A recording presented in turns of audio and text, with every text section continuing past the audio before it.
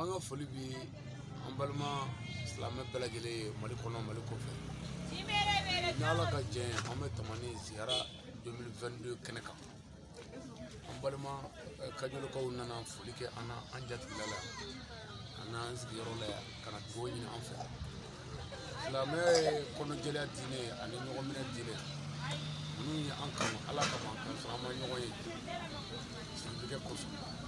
wa ni Ala sɔnna fana Ala tilala k'an ka ɲɔgɔn ye dugu bɛɛ silamɛkɛ yɛrɛ faso ma wa ni Ala sɔnna fana u nana ka na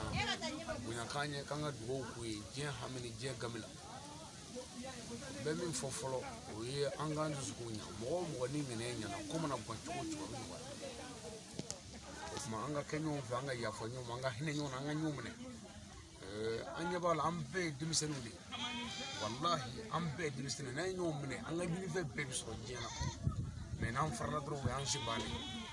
tuma foyi tɛ foli kɔ ani dugawu ni barikada kɛnɛ in kan an bɛ foli ɲɛsin an ka seyidi ma Sherifu Usumani Madani Haidara ka barikada ka waleɲuman dɔn nin kɛnɛ in kan o kɔfɛ an baw ani jara n'a dɔgɔninw an b'u fo k'u ɲuman dɔn nin kɛnɛ in kan o kɔfɛ Samatiyali n'a dɔgɔninw an b'u fo k'u barikada nin kɛnɛ in kan o kɔfɛ mɔgɔ o mɔgɔ nana ziyara kɛnɛ kan an bɛ dugawu kɛ bɛɛ ye k'a ɲini bɛɛ fɛ aw fana minnu nana dugawu ɲini an fɛ yan kɛrɛnkɛrɛnnenya la an b'a kɛ n bɛ tila k'a ɲini aw fɛ fana n'a bɔra yan a ka seliw la su fɛ aw ka to ka dugawu kɛ an mago b'a ka dugawu la bisimilahi rahmani rahim ya zal jalal wal karim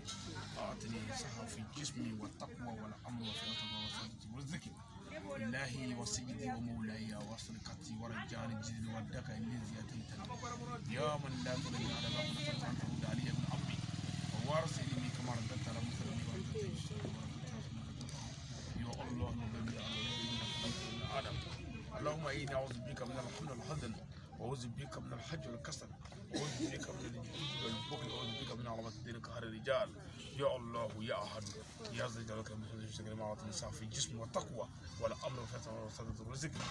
اللهم ربنا آتنا في الدنيا حسنة وفي الآخرة حسنة وقنا النار سبحان ربك رب العزة عما يصفون وسلام على المرسلين والحمد لله